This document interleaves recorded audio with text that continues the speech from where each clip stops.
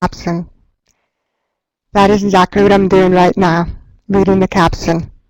Otherwise, you would go back into sound and check. All right, everyone. My name is John McDermott, and I'm from the Institute for Human Development. So finally, welcome to addressing the assistive technology needs for the deafblind. Okay. We're going to start real soon here. Please be take this some one, isn't it? time to adjust the volume Play on your back? devices.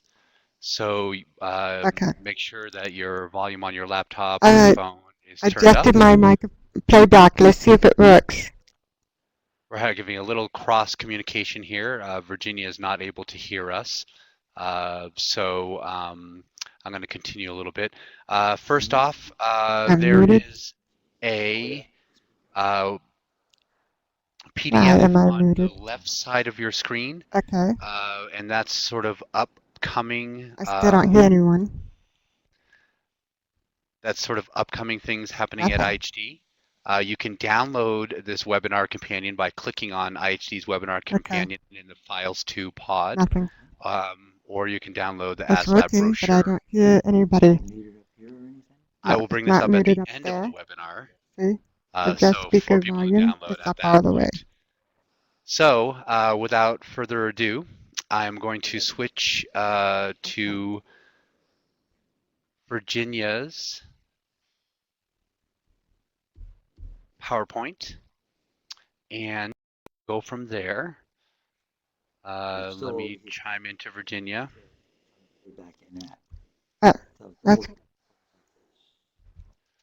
So she can present.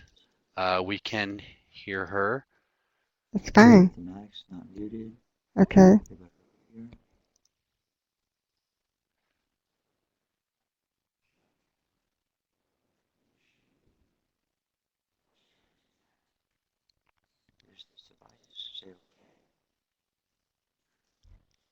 Shouldn't it be on speakerphone? The sound is, that's recording.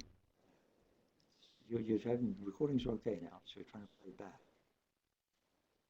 I guess I can just read the captioning because I'm doing the presentation. Okay. Let's see if that will work. I'm going to close that out.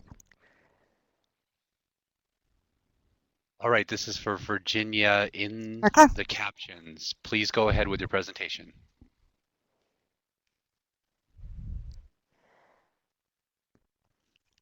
All right. I'm going to go ahead and get started, and I will read the captioning of anybody that has questions in the chat room. Can everybody hear me just fine?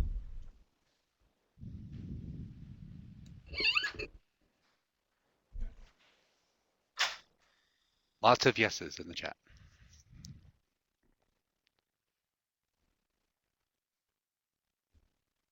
Okay. Great. Sorry for the delay, and welcome to Addressing the Assistive Technology Needs for the Deaf-Blind. This is my first time actually conducting a webinar, so let's see how we are doing. We're going to go on to the next slide. 1 minute. Okay. I see everybody saying yes, they do hear me just fine. What I'd like to start doing is to go over the challenges for deaf-blind. I broke it down into 4 different areas. I see that Eliza is having difficulties with the captioning. Oh no, you read the captioning just fine. Okay, going back, the 4 different areas that I broke it down to are communication, which is access to information, mobility, access to community, independence and awareness within the environment, and access to resources. I know y'all can read that, but what I want to go into is more of what I'm doing when I'm looking at assistive technology needs for the deaf-blind. These are the major areas that I look to. The communication is more of access to email, telephone, text messaging, video phone, etc., to be able to access the community and for mobility purposes of like setting up transportation. That should be pretty much standardized for everyone. Let's see. Oh, Jonathan says he has display but no sound. Okay. I hope that will work fine. I hope it's being resolved, that Jonathan, that you can hear and be able to participate in this. So what I'm going to also talk about is the awareness within the environment. As you know, for those with hearing loss and vision loss, that it becomes more difficult to be aware of the environment, and then there's other issues of transportation, such as being out in a rural area or things like that. Let's see, I'm seeing that people are still having trouble with the speaker. This is going to be a fun session, trying to make sure everybody can be a part of this. So I'm going to go on to the next slide. And the theme throughout the process would be redundancy is one of the most important things to consider, is that we must have redundancy when addressing technology and communication. The redundancy comes with understanding that each device being used has pros and cons, abilities and limitations. And then there's, as you can already tell with technology, things have a way of breaking down. This is why you have multiple technology to compensate for anything breaking down. For example, today I had my streamer working. It worked great when I tested it on YouTube. I mean, Pavarotti sounded wonderful. And then when at the moment I switched over to being able to participate in the webinar, for some reason, it stopped working. So that's why I had a backup plan of using the Buddy Gooseneck for communication, and fortunately we have the chat room and captioning. So this is all what you see that normally occurs with built-in redundancy to be able to participate in communicating with others. The other thing is using imagination. It's not that your own imagination that needs to be considered, is when you're working with the individual with deaf-blindness, is to consider their imagination. We need to tap into that. It's one of the most wonderful things. If you notice that a lot of the technology that we have today actually came from imagination, such as, I'm going to show that I'm a Trekkie. If you've ever watched Star Trek, and hopefully most of you have, how many things were invented because of the imagination in that TV show? So with the imagination is identification of solutions. Denise Burnford says lots. So anyways, anybody else care to comment so far? Yes, cell phones definitely came from Star Trek. And tablets, the touch, and let's not forget Dragon Naturally Speaking, Mike saying voice recognition. Yes, that all came from imagination that came on Star Trek, and that's how things get invented. Let's see what Faye is saying. Devices connected via Bluetooth. Yes, that is true. So the other thing is, when working with the technology, there are limitations, and it takes human interaction to be able to effectively use the technology. An example would be that when somebody who is fully deaf-blind needs to communicate, and their first language is spoken language, and they used a Braille, but they're not fluent in reading Braille. So you have to give that person time to understand what's being said and give them time to speak up. It's so easy for each and every one of us to speak over the person instead of giving that moment for the person to actually process the information and be able to speak for themselves. Without that ability for the person to speak for themselves, we really do not learn what the person identifies as issues and possible solutions. So what I do when I'm in that situation is start to teach the person to advocate for themselves, to say, I'm speaking here, I want you all to wait for me, please. So that is part of being able to effectively use assistive technology for communication. And the other thing is, when working with someone who's deafblind, it's the organization. It takes a while to process, receive information, and so when you are working with somebody who is trying to communicate with others, it's always set up what is the topic you're talking about and go from there. And often you may have to follow their lead because of what their thought are. They cannot tap into what they're thinking. They have to express it. And that being able for that person to express it, they can also go into using their imagination to visualize what they think the problems are and the possible solutions. Any comments on this slide?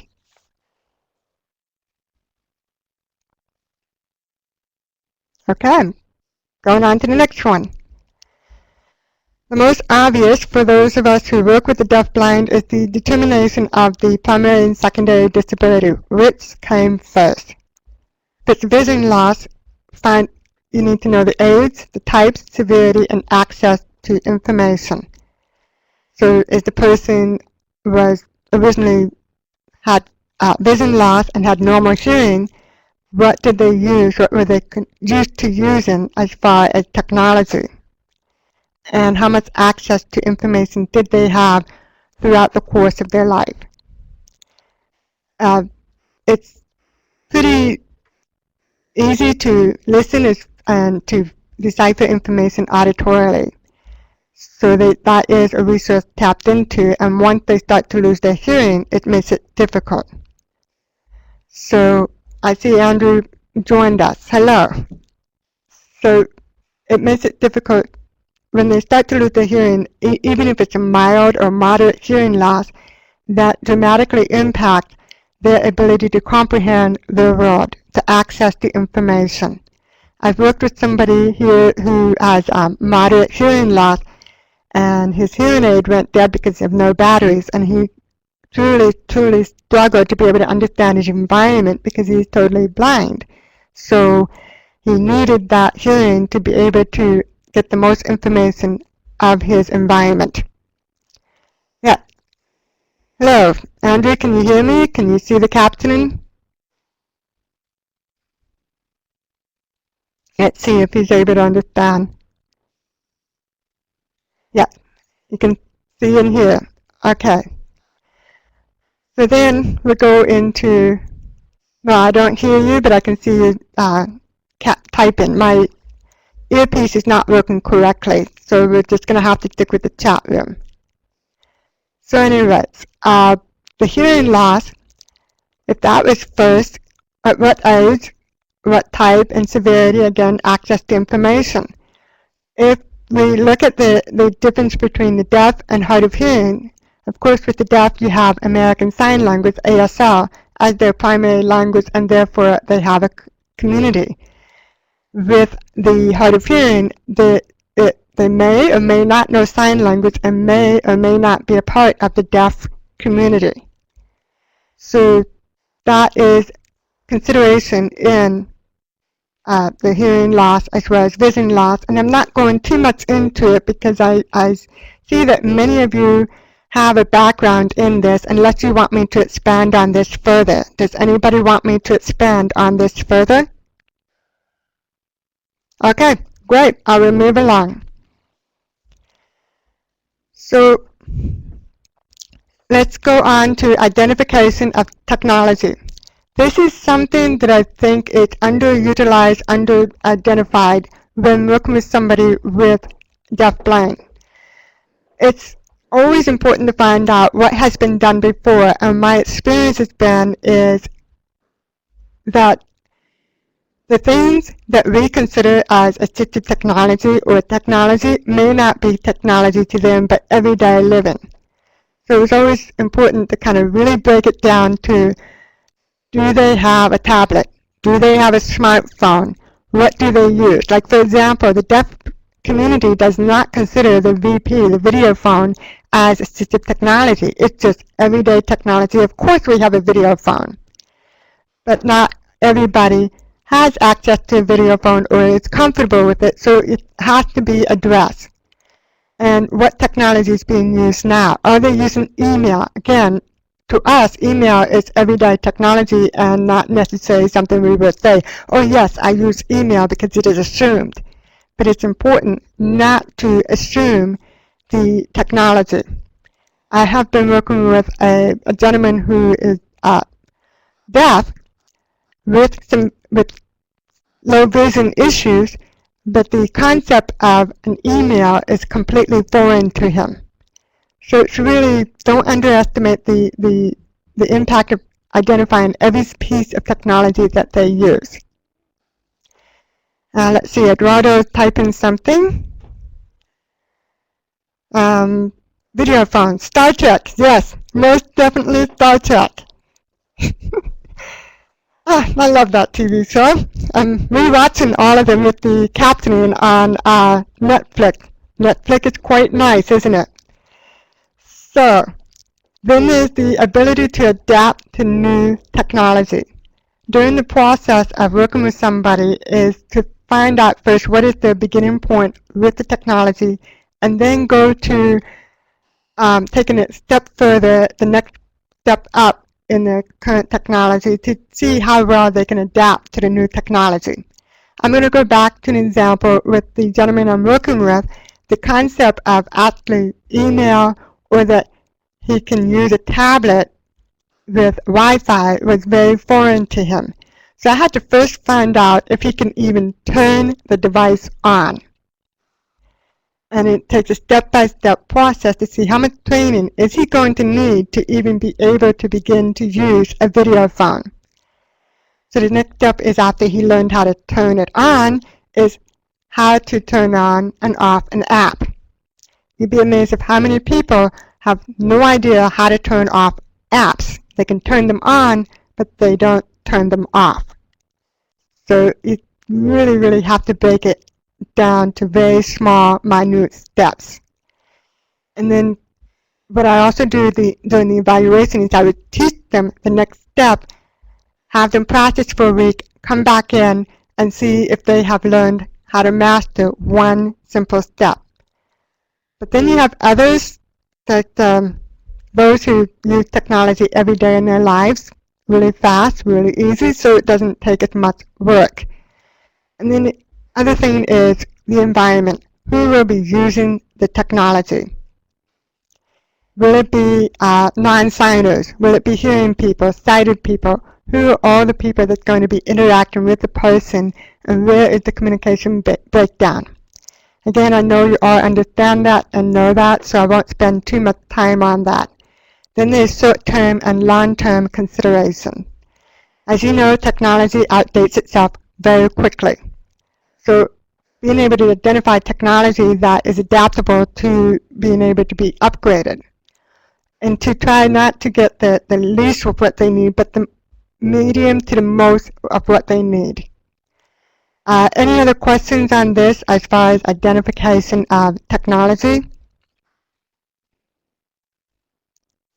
Or Star Trek comments? I'm a huge Star Trek fan. I could probably answer a lot of the questions. So moving on. Andrew Brown is typing. Let's see. But we're going to move on to technology for the blind. There are, I'm sure you're all familiar with the Braille Note Taker, Screen Reader, GPS, and OCR. Do I have experience with Baha and Cochlear? You wear two Bahas. I have worked with individuals who use Baha and Cochlear implants, and I know that they are capable of having Bluetooth and telecore functioning, and so you can get the streamer's FM system to work with it, as well as getting all the other devices to communicate using the Bahas or Cochlear.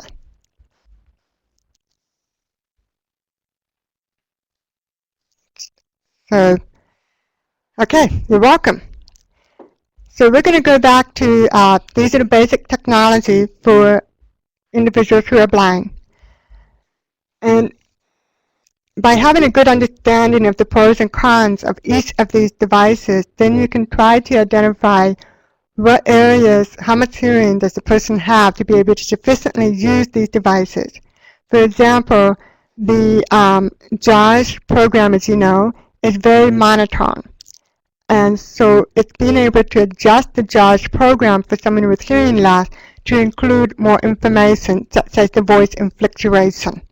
And then to be able to use other technologies, so if they have some hearing, maybe they're going to need to use their FM system connected to the computer to better hear the verbal commands. So it's really trying to find a marriage between the two different types of technology to address both the hearing and the vision loss.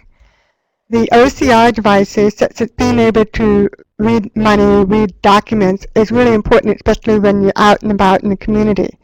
I happen to think that tablets are wonderful devices for assistive technology because you can put many things, apps on it to address both needs. And personally, I prefer Android over Apple as far as when it comes to smartphones. The reason being is that the Android is much more flexible, being able, you're not locked into one type of app to use, but to be able to tap into all the other different apps. What I've noticed with my hearing loss and with the devices I use, that I seem to have a much better quality sound with the Android, especially the Samsung. So, but not just any Samsung. What you have to consider is also the quality of the device, because you want more than just the sound. You want the Bluetooth to be of good quality, to be able to connect using the GPS or anything else to hear through your streamer on the smartphone. Does anybody know what a streamer is? I just kind of jumped into technology for hard of hearing, or do you need me to kind of clarify it now?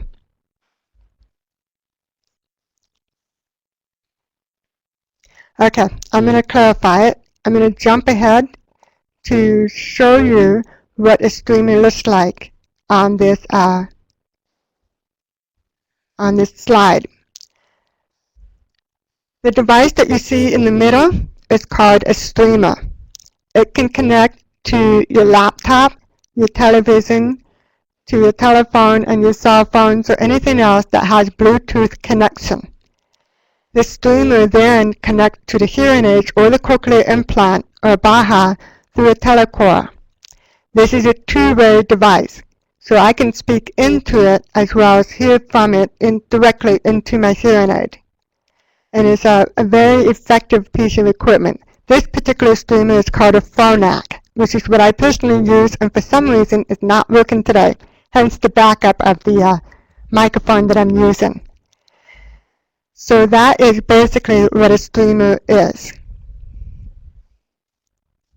Ah, Andrew, you need one of those, yes. Ah, multiple people seem to be interested in this.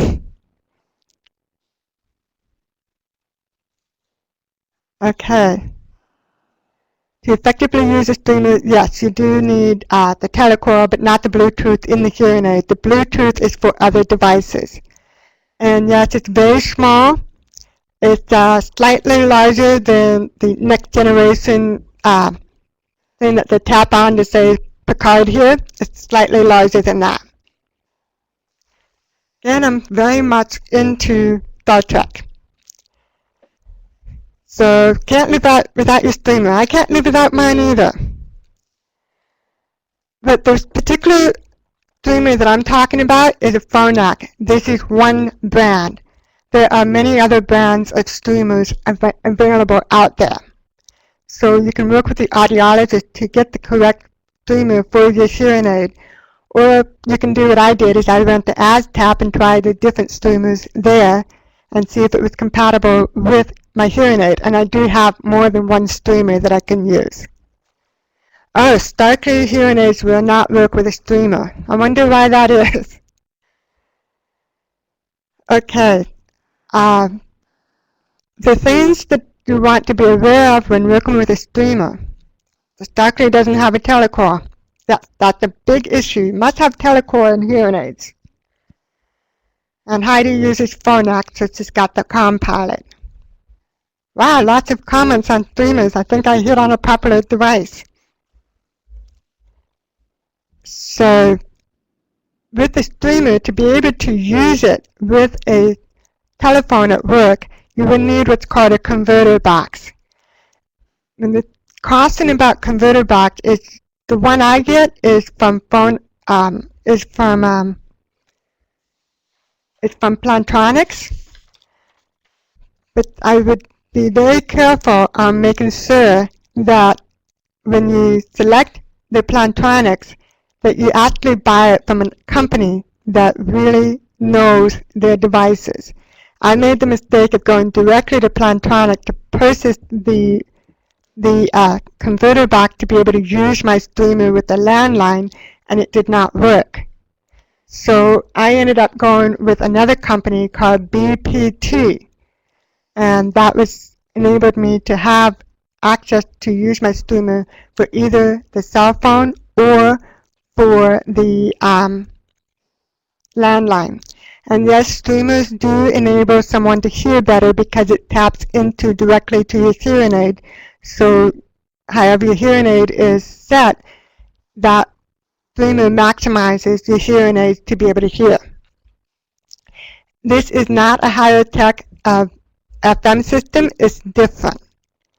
The FM system, what it will allow you to do is to, it's one way, and you have two different types of FM systems out there.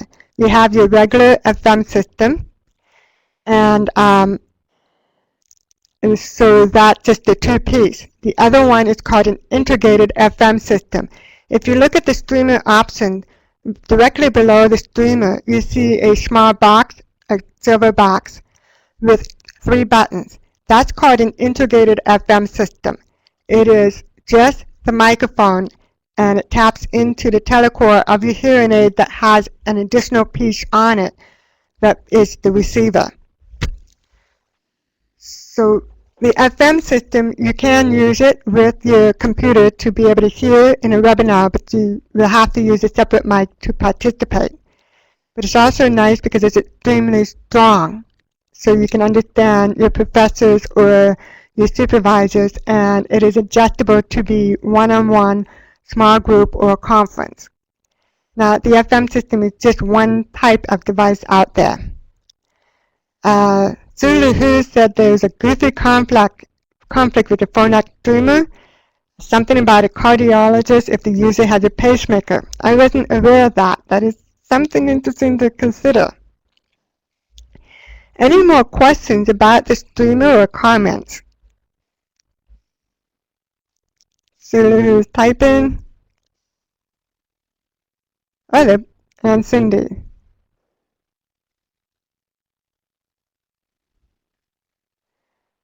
And handy to hear. Some questions are above. Let me go back and review to see if what I've missed. I apologize for not keeping up. I'm looking through the questions. Come on, work with me here. I'm not able to, okay. I clarified that.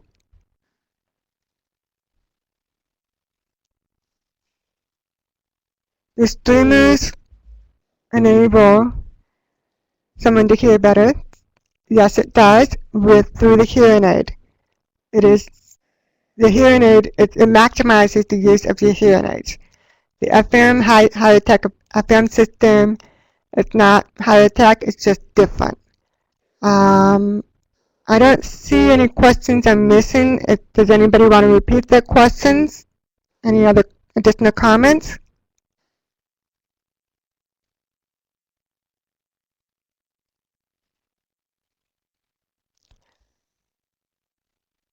Let's see.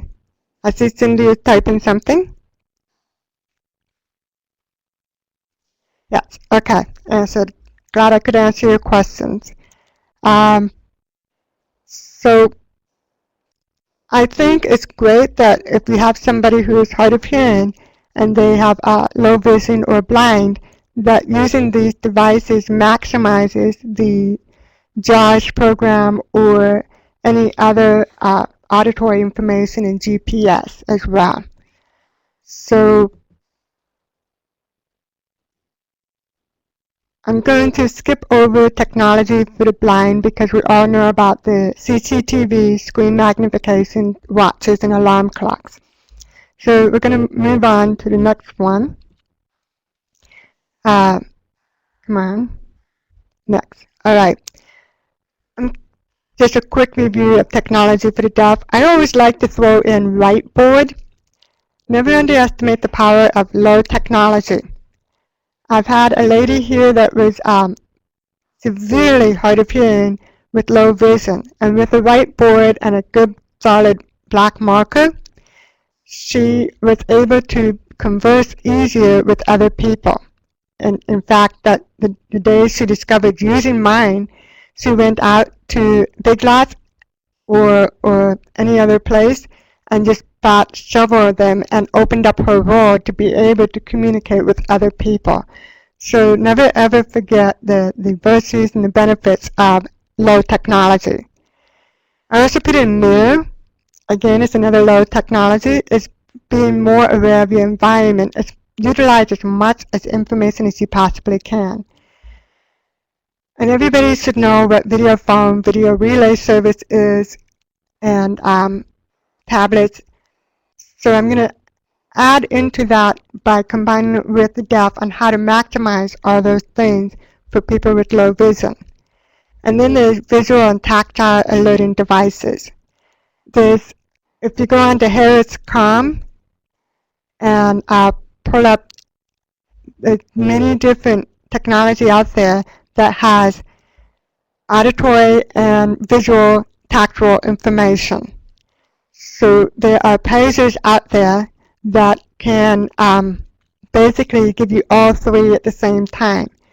There are some pages that actually has braille on it as well as it vibrates. Yes, it was Harris Communication. I guess it didn't come through well enough on the captioning.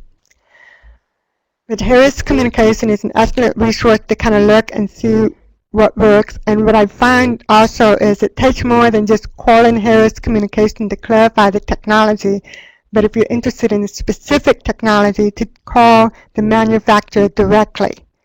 That's how I learned that there's only 3 smoke detectors to 1 base when using silent call.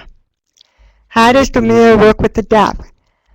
The deaf community, as you know, is extremely visual. So let's say they're working at the computer on the job, and somebody comes up from behind them, they can catch whoever is coming up from behind them, so it's not so much of a surprise. So, yeah, makes sense. So I repositioned my office so I didn't need to rely on a mirror so that anybody that walks by my desk, I see. So it's really important to really figure out the best seating for the person or how to be more aware of the environment. And Cindy is typing something.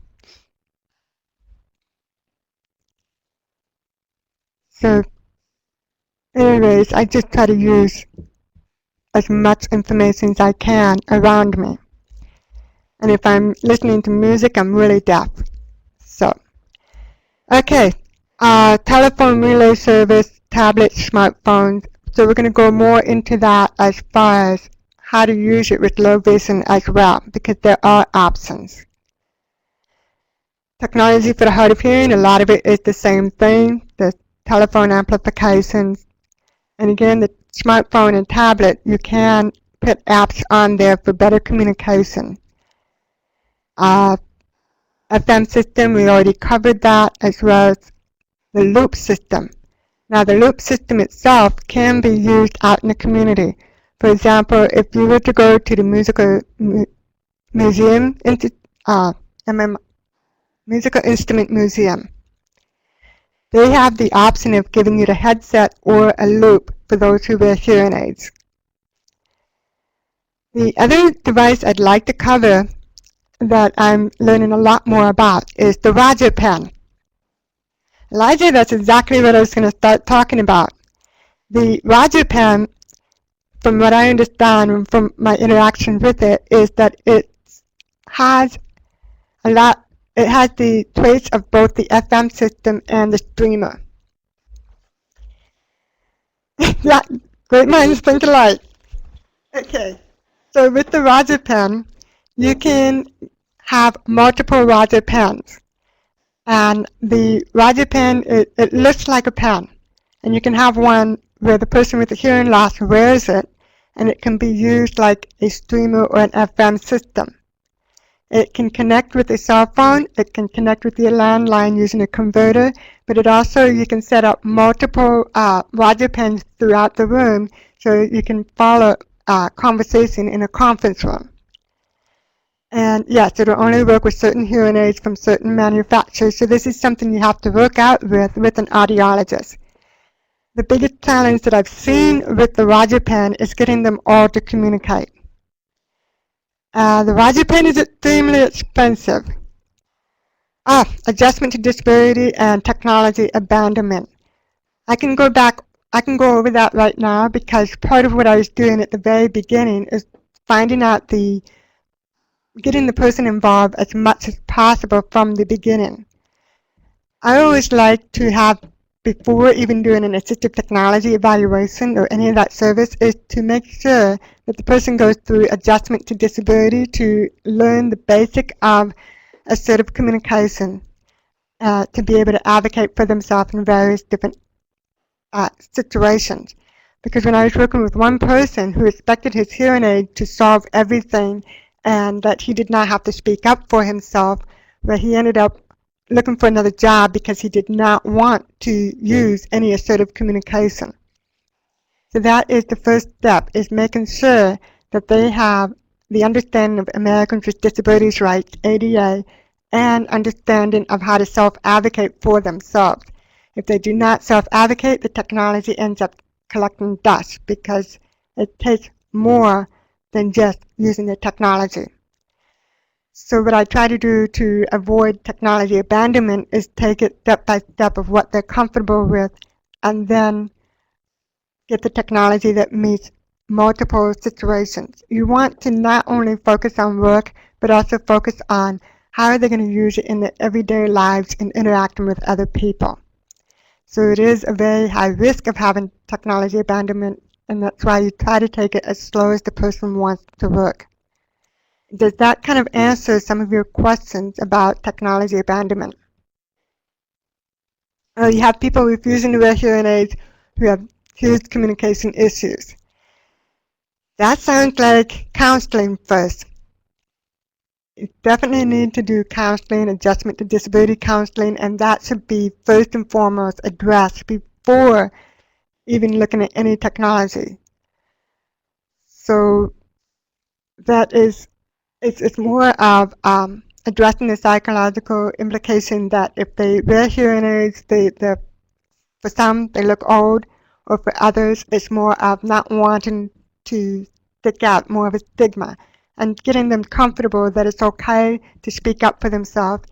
And I find that when I do adjustment disability counseling with those who are hard of hearing, by role modeling and seeing how that they can adjust to it really works. There is training for those with hearing loss at ASU and U of A. They have the 6-week course, I believe, on Wednesday at ASU that they can go and take that to, it's more of like a group support. I used to provide adjustment to disability counseling, but now since I work as an Center for the Blind and Visually Impaired, I no longer provide that service. Hopefully there are other agencies here that does that. ASU stands for Arizona State University, and it is, yes, Heidi, yes, it is a great training program. I highly recommend it for anybody who is hard of hearing to take this either at ASU or at University of Arizona. Now the thoughts on TTYs to address that question is, in the rural area with the difficulties of using internet, access to internet, the TTYs tend to still be utilized a great deal. So you will see that, but most likely you will see TTYs being used for those with difficulties of speaking, speech impairment. So that's really popular that way. The deaf community, not so much. Yeah, vocational rehab often provides adjustment disability counseling. Ellen, do you still do it yourself, or do you use any other agencies out there?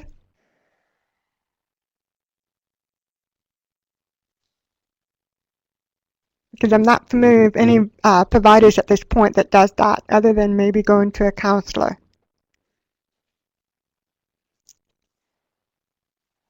So, any more questions on Roger Pan's FM system, the difference between integrated and regular? Any more questions before I go on? And did I answer your question about TTYs? Thank you, Heidi. Oh, good. So, Ellen, so you have two counselors that you use, one in Phoenix and one in Tucson. Good to know. Good to know that they... I would like that information so I could pass it on, so maybe you can email it to me or however you want to get that information. Okay, great. Thank you. So now how do you combine the technology for deaf-blind? One of the things I mentioned is a captioned telephone.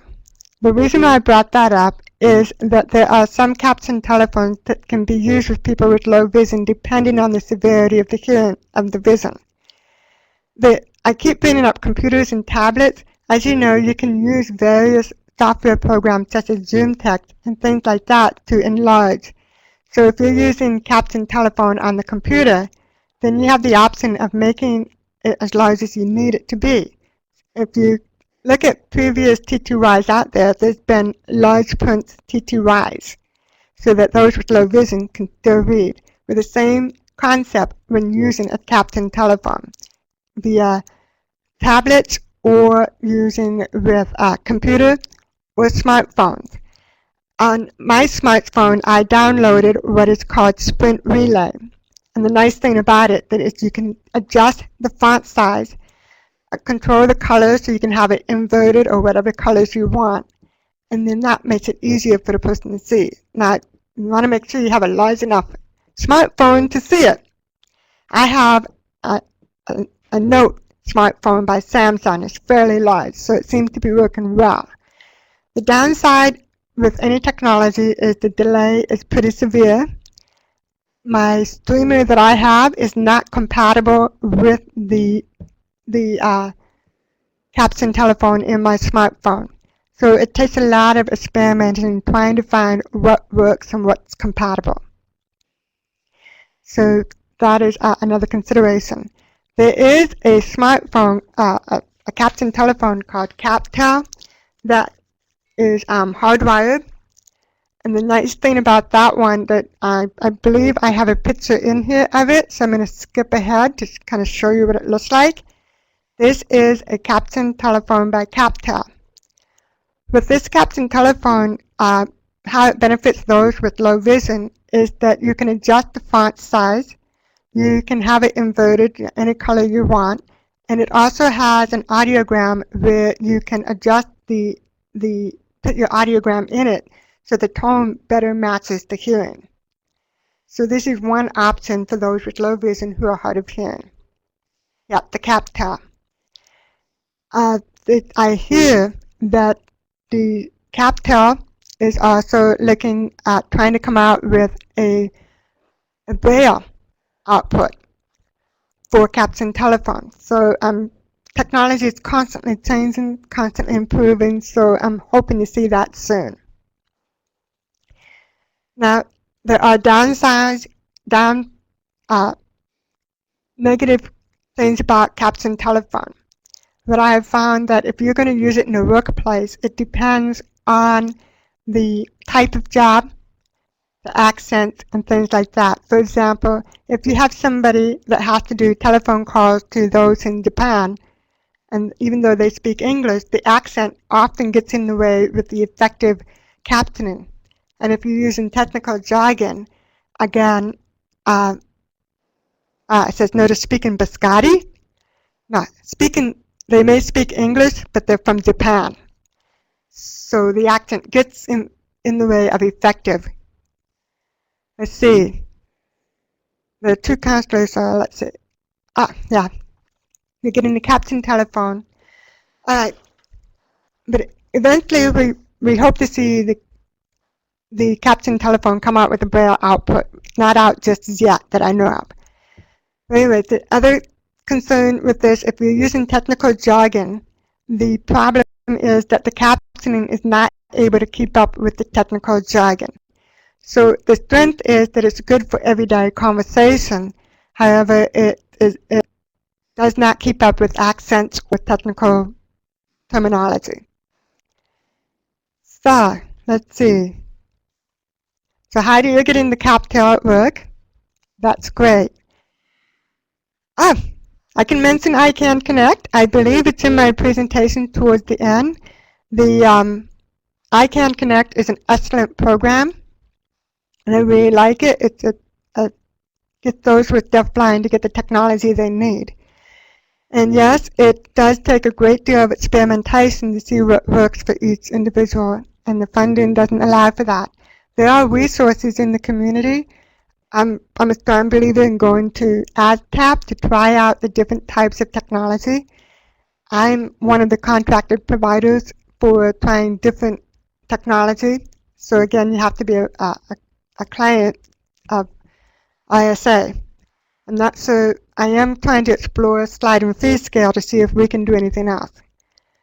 How many AzTAP locations are there? That would be a quick answer from Melody. She could tell you that more than me. 1. Okay. And I can connect also fund devices related to telecommunication. Good to know. Not just independent living. Okay. That's correct, I believe. Ellen and Cindy are responding.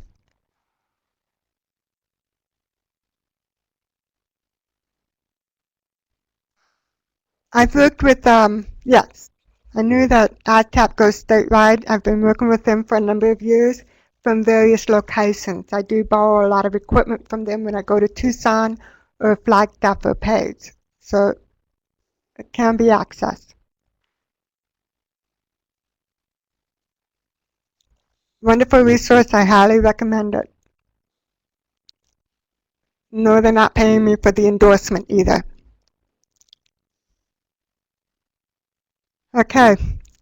So I was talking about being able to combine the devices and exploring other options. And I see that I have 5 minutes, but we started late. So how late do you want me to go today, or does everybody want to stop at 3 o'clock, at 4 o'clock?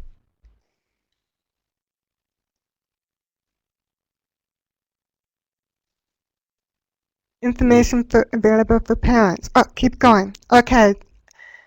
I find that I'd rather have to get to bed by midnight. Okay, I find that if you want information for parents, an excellent resource for those with hearing loss would be Arizona Commission for the Deaf and Hard of Hearing, acdhh.org. The other thing is you can always tap into U of A and ASU audiology. And for low vision, that would be Children's Foundation for the Blind. Those are some of the resources. Unfortunately, there's no one particular resource for parents for both deaf-blind. However, I believe ACDHH has like a clearinghouse for those who are deaf-blind for parents. Okay, good. So we can go into 4:15.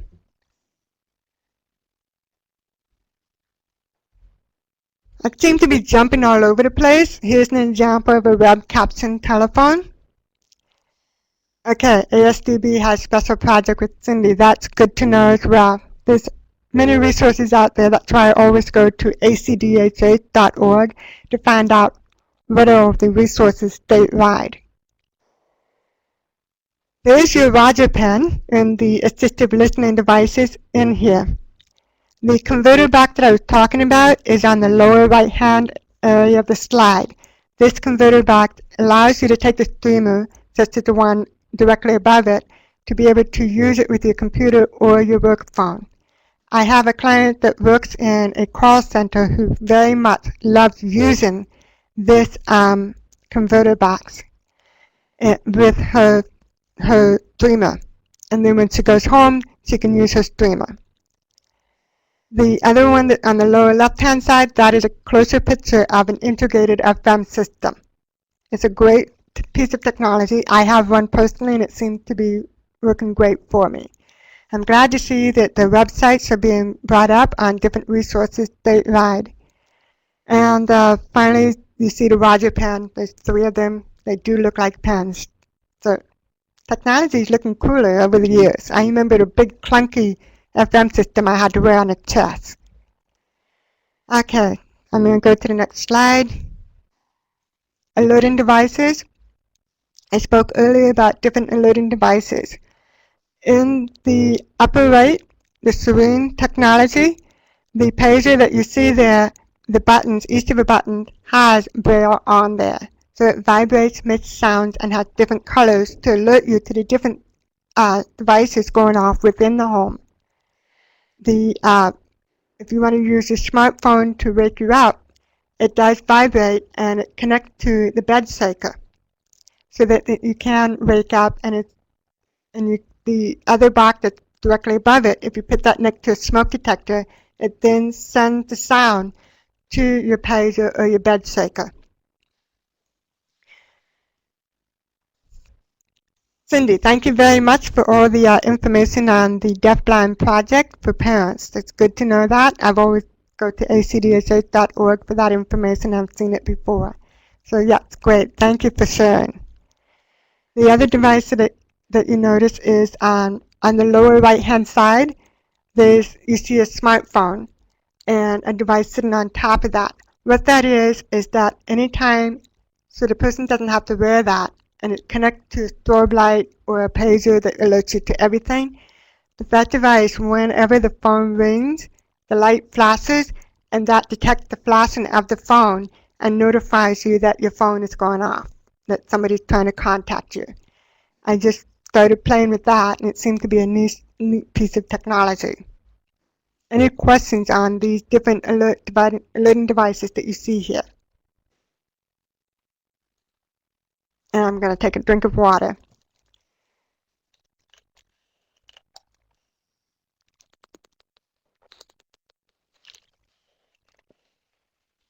I know my focus has been mostly on deaf, but there's a lot of stuff in there that can be used with low vision. I try to go back and forth between the two. Yeah. Okay.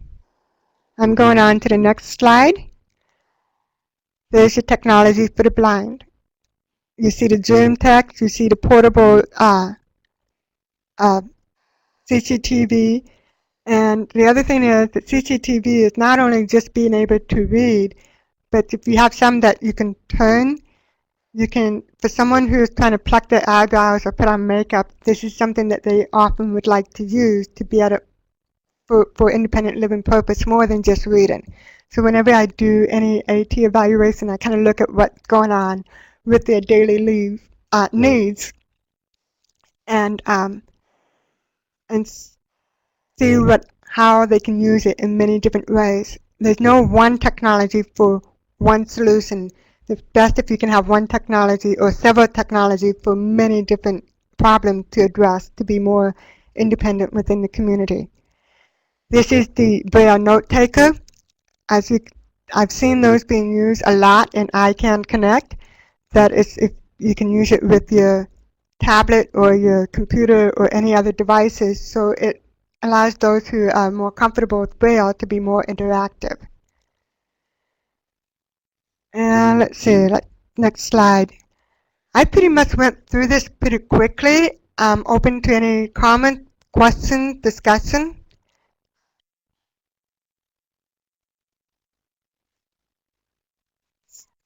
Anybody?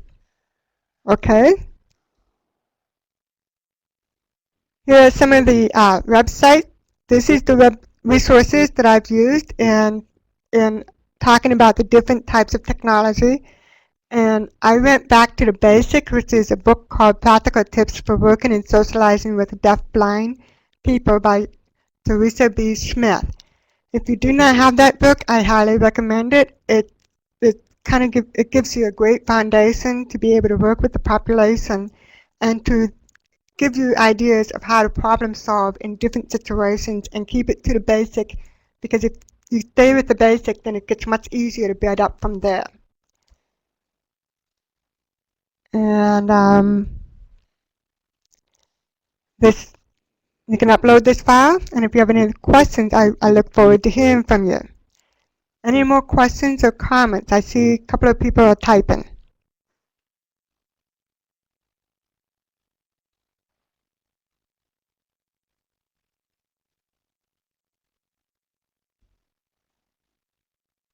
Several people are typing. You're welcome. I hope this was very helpful and informative for you.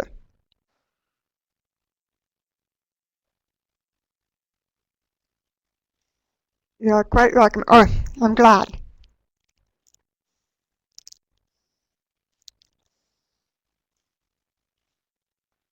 And yeah, I agree.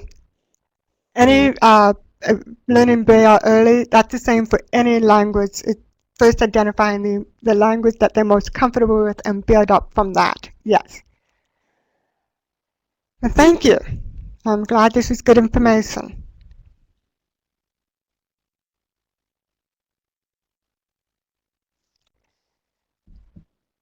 And I look forward to hearing from you, everyone.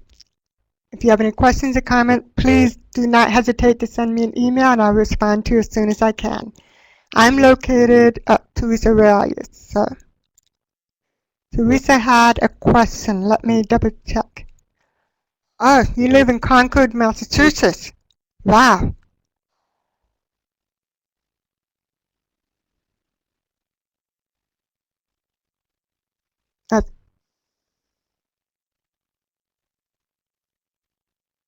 Uh, you work with children who are deafblind who have multiple disabilities. Any suggestion on how to introduce computer access that would support vision, tactile feedback, and listening skills? I'm not an expert in working with children. My focus has been on adults, and I think that would be, and Cindy could address that. And Cindy, I'm glad you answered that. You're welcome. You're welcome, James.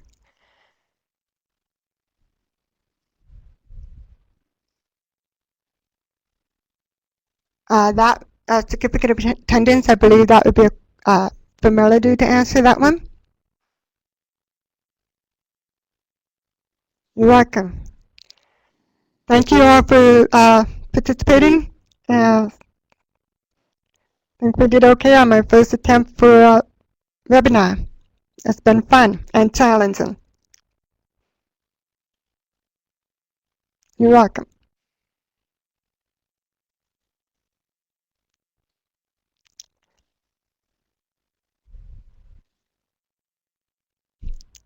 Thank you all.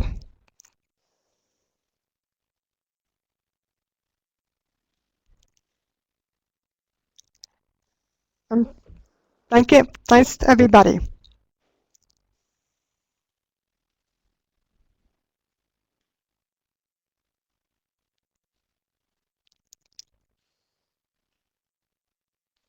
Okay.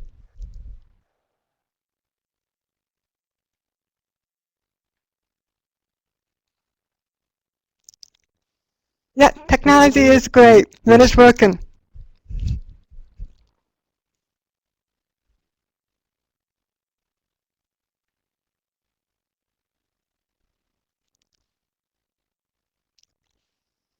The PD cert.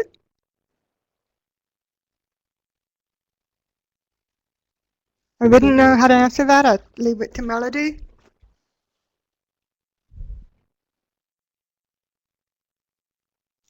Just like we lost our captioning.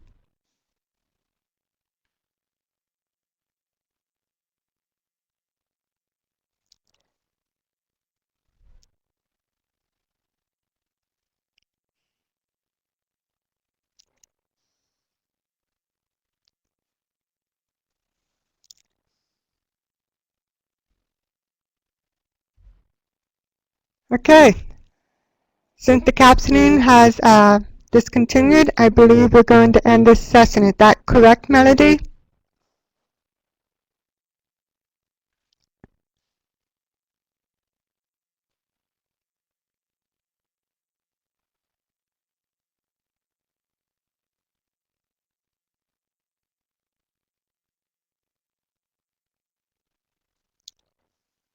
Thank you all.